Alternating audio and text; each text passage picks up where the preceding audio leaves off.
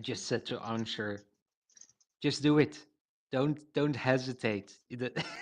So, topic of today. Hi everyone. Hi Anshar.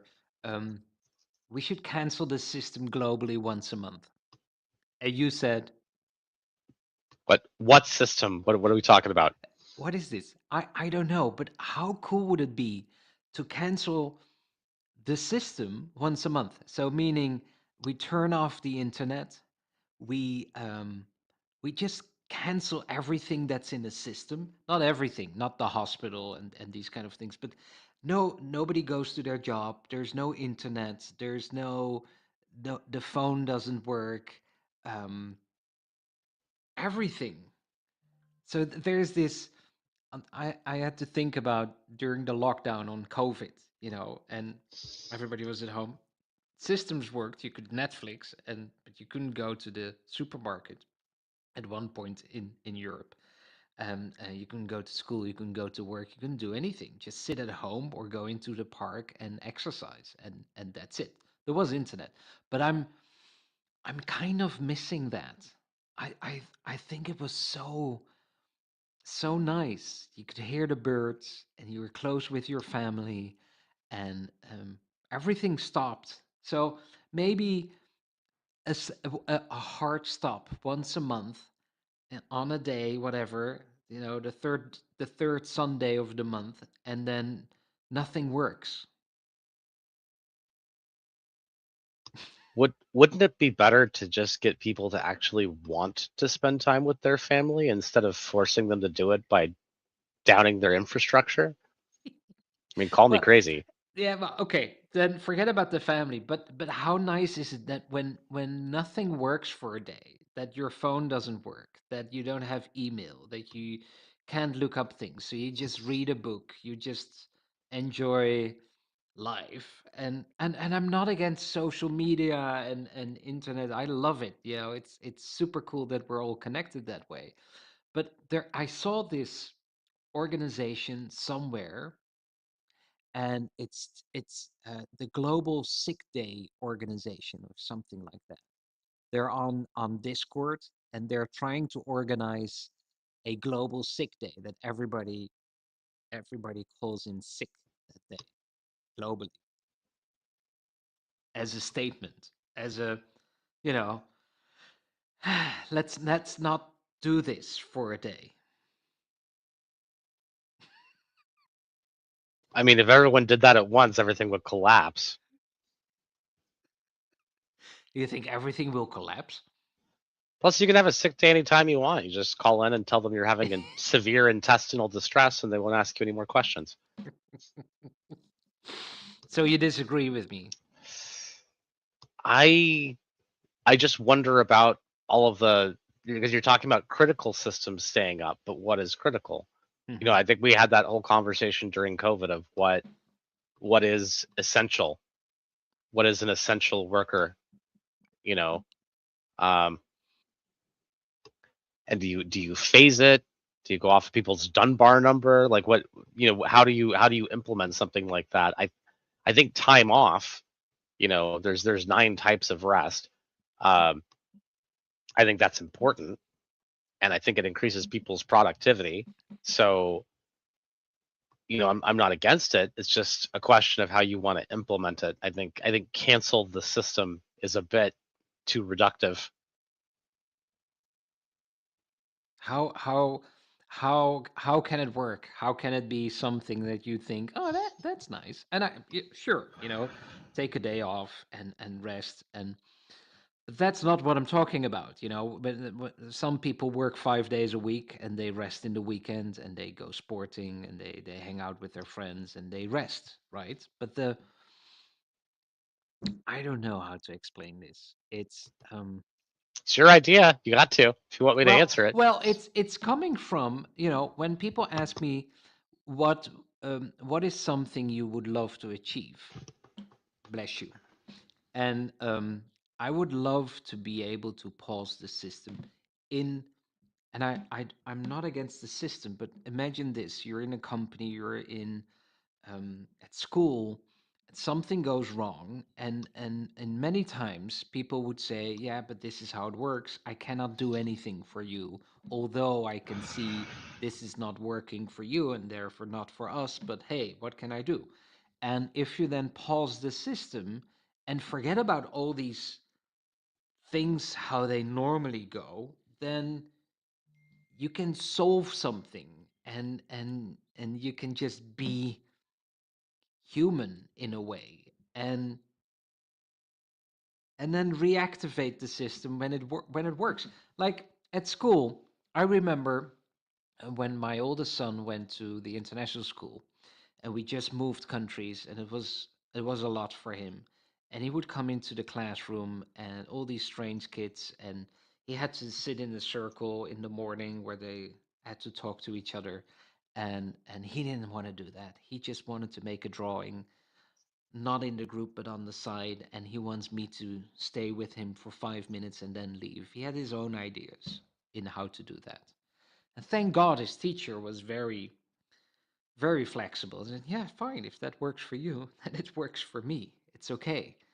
But if you have a teacher that says, no, this is how we do it, you have to sit in a circle, and bad luck that you don't want your dad to leave now, then it doesn't work. And that's also what I mean with pause the system, So that you're just rebelling against order is what you want? You want no, freedom time? Like what does this look or sound like so I understand how you got there? What are the goals? the goal is to, when something is difficult, that there are other options in solving this than in the normal structure. So normally at in the classroom is you have difficulty sitting in the group, then bad luck, just sit there and feel horrible for yourself and whatnot. That's the only solution, right? And there is not the solution. Okay, what do you want? You want to make a drawing? You want to sit there and come over 5 minutes? Sounds all very simple, and what are you talking about? But that's what I mean with pausing the system in how everything needs to go every day, and everything should go. And trust me, I eat the same breakfast every day, and I write with the same pen every day, and I write in the same notebook every day. Um, but it's I don't know. Ansha, help me.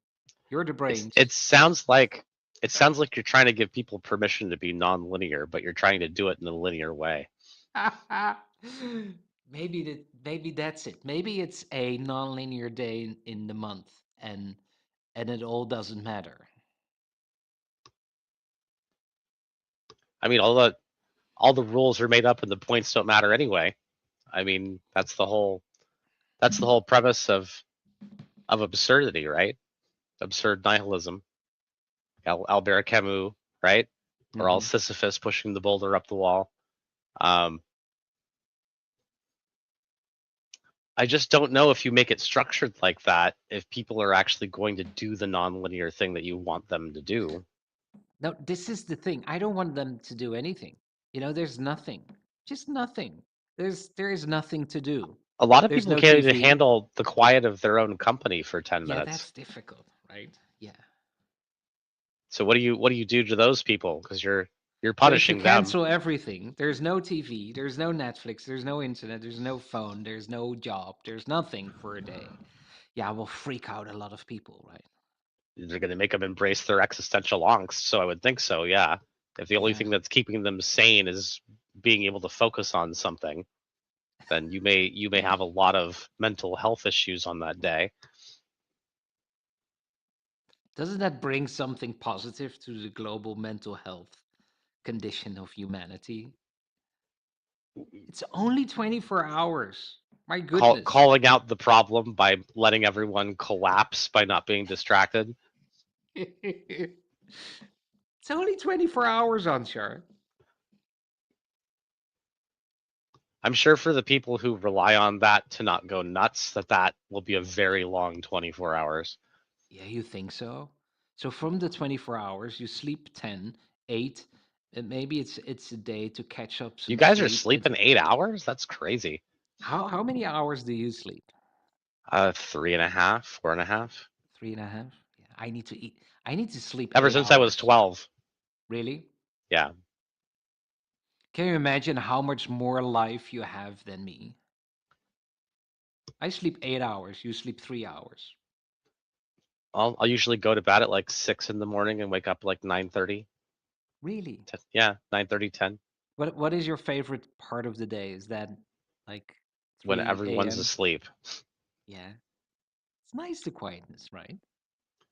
Yeah, So that's you actually enjoy that part of oh, it's my nothing favorite part of the works. day. It's your favorite part of the day. So for Yeah. you, it would work a cancel everything day. I mean, that's just every day. I'm going multiple hours with no messages, no interaction, no social media, thinking about problems, reading books. That's me time. That's just me time. Hmm. I also know You're people making that people take me time. That's a maybe that's it. punishment. Create more me time, whatever that may be. And for some people, that means that they're sleeping during the day and they're awake during the night because they like the quietness. Yeah, I mean, at some point we may have to think about this idea that population may increase to the point where we need to live in shifts. I mean, we do it to some extent in really high density urban areas, but to actually have like a proper support for it, where things, have like have like a collective shift for humanity, 3 times a day, might be kind of interesting. So we're not doing a global cancel the system day. It's gonna be a mess then. Well, when does the day start? And then you're having a face. It's like a wave in a sports game in the Hmm. bleachers Yeah, because the sun isn't in the same apparent position every day at the same time. maybe it So it'll needs be to be nighttime for 48 some hours then. people. Should be I mean, 48 hours. Otherwise, globally, it's a bit difficult.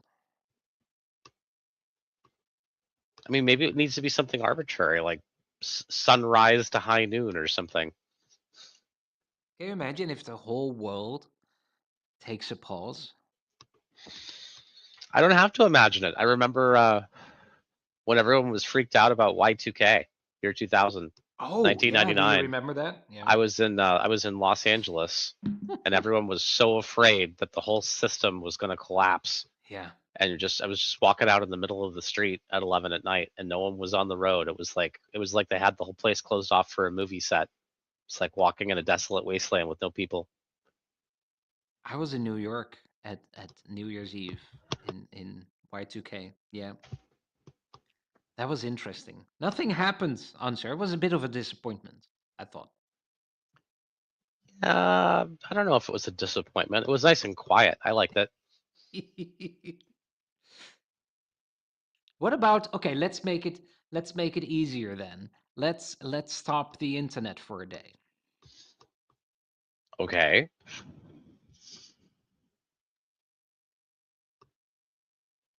What are you trying No, to no, accomplish? no airplanes. I don't know. No airplanes, no train, nothing works. Just no internet for a day. What I want to accomplish is me time, quietness, just And you feel like you have to shut down the rest of the world to achieve that? no, not for me personally. I can have me time, but I don't know why I think this way. But I just find it fascinating that what happens if we cancel what happens if we cancel the internet for a day? Someone presses a button. Okay, not today, internet. And we're not doing a stream yard. We're not we're not sending out emails. We're not behind our laptop the whole day doing things. AI I mean, isn't working. AI what's isn't normal to the working. spider is chaos to the fly. I Hmm. mean, you may reconnect on a normal basis with your me time and feel like it adds amazing momentum and everything to your life. For a person who does, I don't know, financial trading, maybe it's you're taking away like the most important part of their day, or I don't know. I think that giving people the room to define their own me time, Yeah, but that's whether the problem, Ansar. No, no, no. That's the problem. If they can define themselves how they can create me time, it's not happening.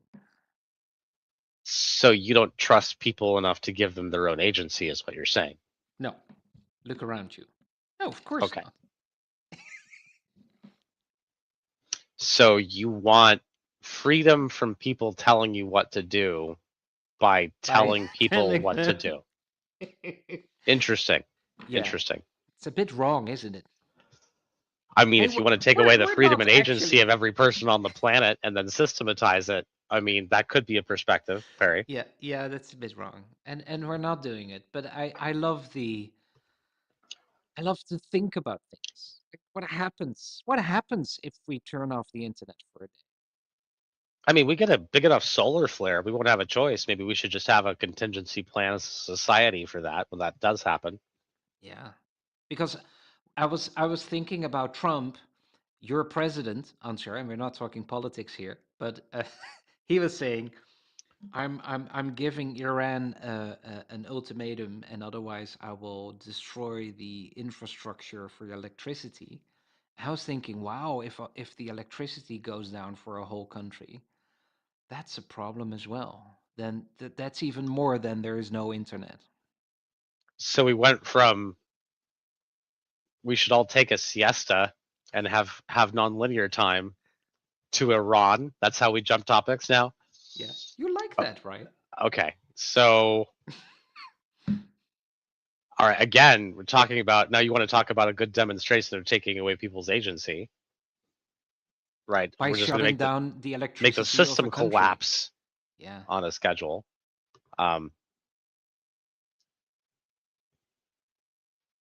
I mean, we should ask Dr. Cliff about that since I know in South Africa all of the corruption and stuff that's going on with the power grid makes power become suddenly unavailable on rolling blackouts and brownouts Yeah. in lots of different parts of the country. I think they're going to represent a good sample demographic if you want some good answer some good questions about what people do when everything shuts down Yeah. all of a sudden.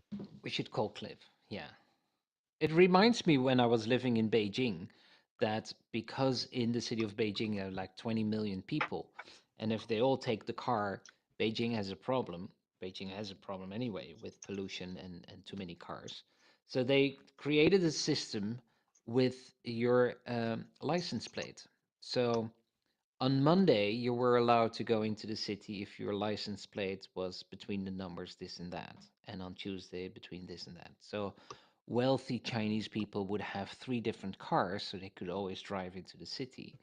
And but most Chinese had one car, for instance, and then you cannot drive into the city on Tuesday and Thursdays, I'm sure for license example. plate theft went up too. No, that didn't. There's no theft in China. It's incredible. Everything is monitored. Everywhere there are cameras. Unless it's It unless it's United States intellectual property, then that's okay. then it's a different story. All right, Yeah. then it's not theft. No. No. So yeah. Okay, we're not doing it. We're not creating a day off for the whole world. Let them figure out. Maybe so what do you think of the idea of this organization that is trying to achieve the let's call sick day together at the same time It might initiative? be an ill-typed problem. I think their aims are good, but as to whether or not, see, if you create something that's unilateral like that, there's going to be a group of people that it actually helps that you're trying to, and then there's going to be all of the other people that are affected by it that you didn't intend to. When you try to create a one size fits all solution for everyone, it generally fits no one. Hmm. Except when it's AI. That fits for a lot of people. Because what do you mean? What do you mean by that? Well, if you um if you look at OpenAI and check does it have, it works for a lot of people. Right, but you're also creating an ecological burden, power burden. I mean, every system has its cost. Hmm. They're also not What do you really think is the able. cost of AI, in your opinion? Well, the problem is that we don't have enough critical thinking as a cultural value to differentiate. knowledge from wisdom on the internet before AI. Hmm. If you do a web search for whatever weird opinion you have, you'll Hmm. find 10,000 websites of people that agree with you. And if you live in that little world, then you'll believe that that viewpoint is right, regardless of the fact that, if you search for the opposite, that you would find 100 million results, but you'll find that little niche. And I think that when you have a system like LLM that goes off of semantic priors, whatever you've talked to about with it in the past, I mean, sure, when you first talk to it, it might be like, well, I don't know if an astrological system based on what kind of dog you own and whether or not you eat sushi is a good idea. But after you spend 2 or 3 weeks talking to it, and it has all of that chat history built up with you, it's going to be like, yeah, Tinder for dogs. Let's do it. It's a great Yep. idea. Let's market it. Yep. Let's design the whole thing. I'm going to assign you a title, What you a know? brilliant plan. Yeah. And people don't understand how that works. So it's, Is if you is don't, that is that causing now? If, when think about it, so a lot of people are losing their job, or have lost their job already, thanks to everything that's happening, and then they think, oh yeah, I can create something for myself. I'm going to sell prompts or whatever, right? That's going to be my business. And instead of having a chat with people around you to find out if that really solves a problem for them, it's easier to chat to an AI, to Claude or ChatGPT or whatever. And then the AI is going to say, oh, it's a wonderful plan. So then in your brain, it goes like, yeah, super excited. And then you create all these beautiful things, and it creates a website for you and a name, and it all looks awesome, but no one is going to buy it. I mean, that was happening to businesses before. That's why you do market research is Yeah. you've got to actually understand the needs of other people and Hmm. design around that if you want to serve other people and have customers. You could have the best idea on earth, but if it doesn't serve a need for the people who need it, who's Yeah. going to buy it? And you've got to ground that with good data on what people actually need. So are you saying that if you start a company, you need to do some market research and really do it Oh, with live human beings, please? yeah, I mean, look at what happened to Coca-Cola. They didn't understand their own market demographic. What was actually driving people to stay with Coke? Hmm.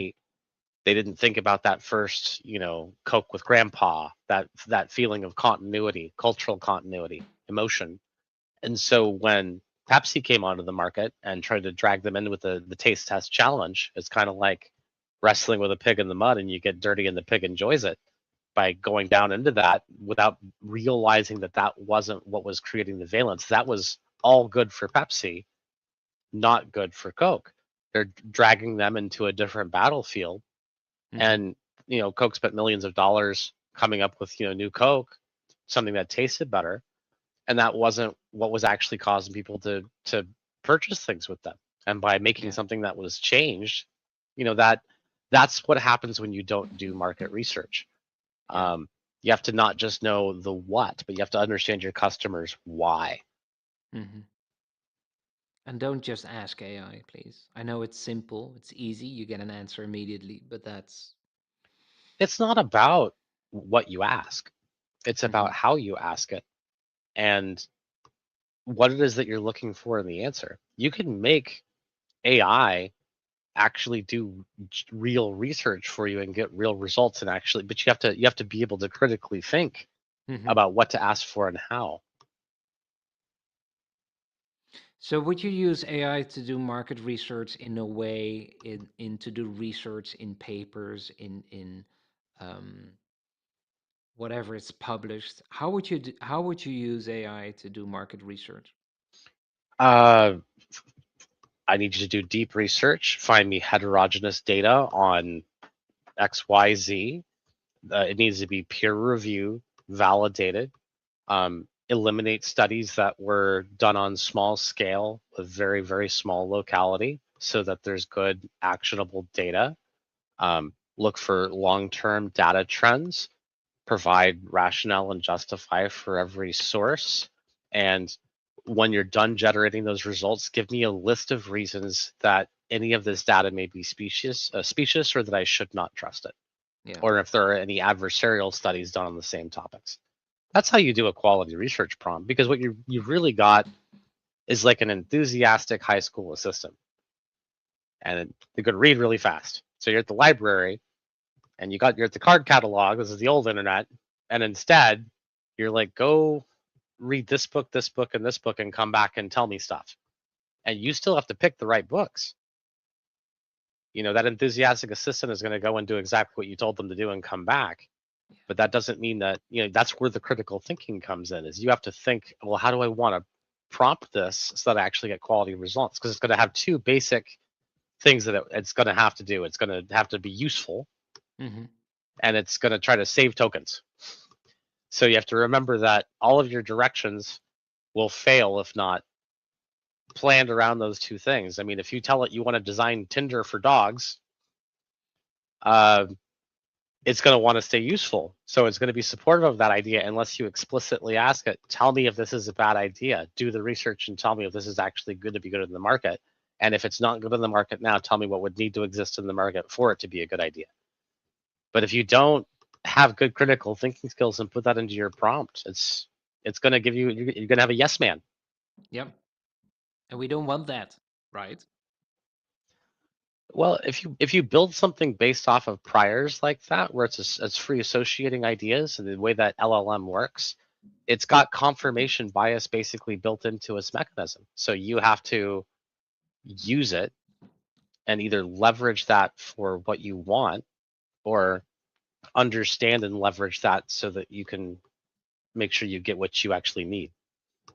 And Anshar, you're the VP of critical thinking of the Octopus movement. So we're talking about market research and the importance of that. How do you see the market research in your own thinking? So not the market research, but your own thinking research as all of us, right?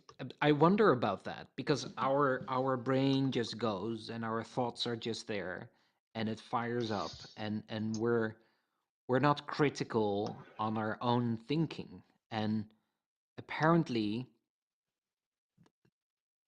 also not everyone sees their own thinking.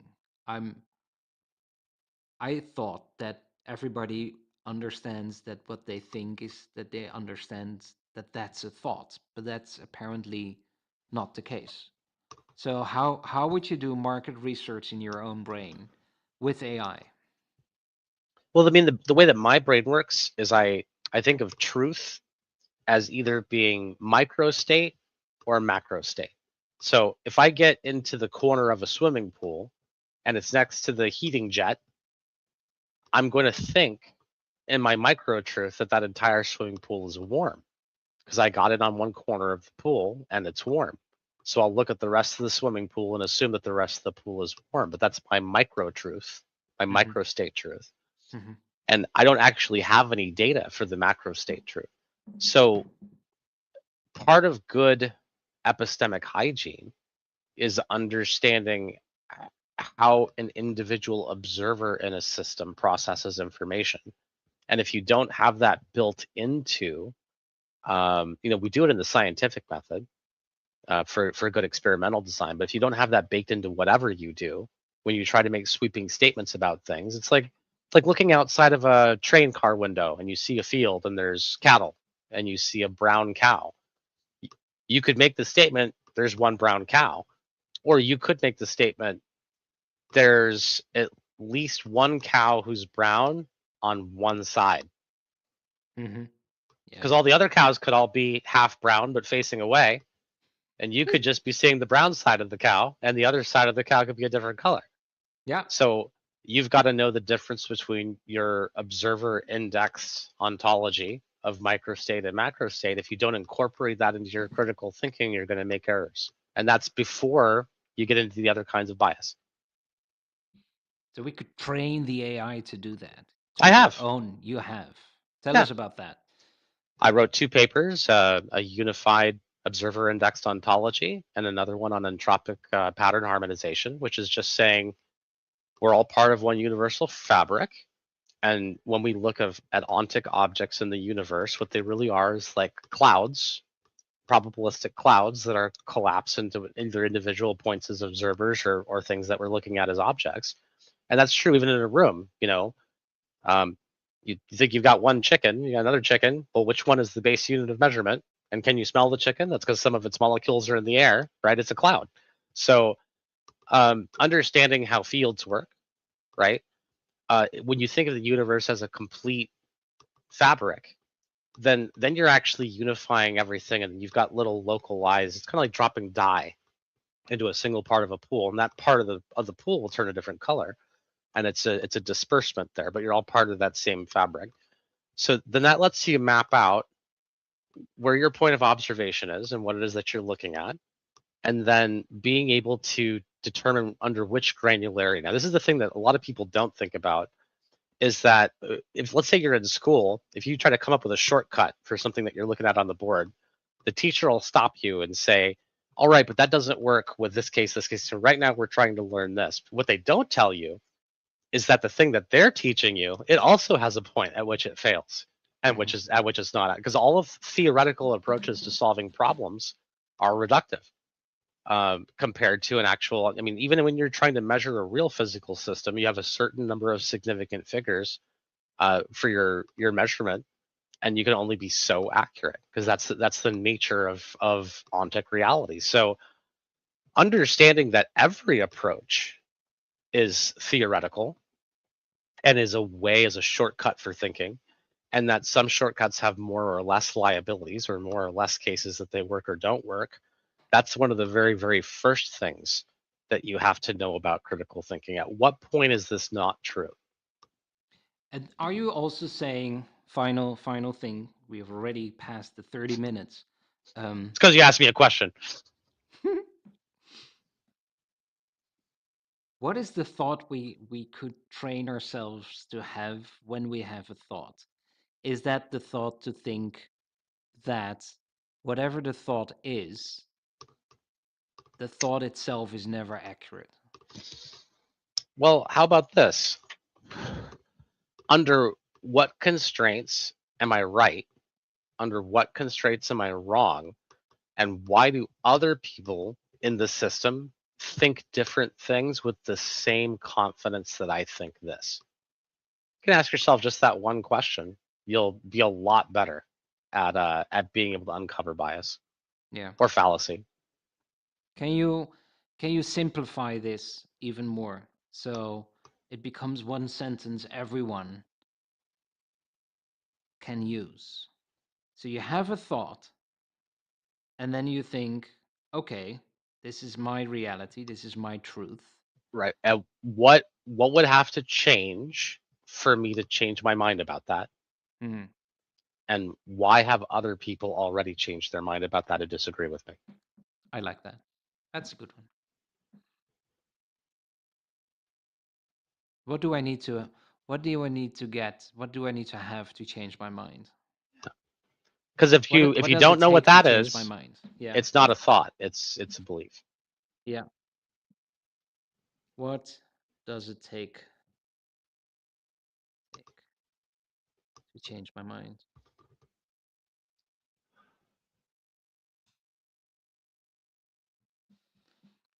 Our VP of critical thinking, thank you, Anshar. And we were just talking about the Octopus movement is getting a new website, hopefully going live tomorrow, the day after tomorrow. And I said, "What are you, Anshar?" I said, you're a consultant." And then you were I'm a like, Veep. "Hmm." And then you said, "A one-man think tank." I like that. Oh, one person, but yeah, One person think tank. I like that. You are Anshar. Thank you so much for your critical thinking. See you next week. can't Thank you wait. for being in the Nonlinear Shenanigans, the podcast. And are you coming to the brain lunch I afterwards? am. I'm excited. Me too. I will see you there. All right. Thanks, Anshar.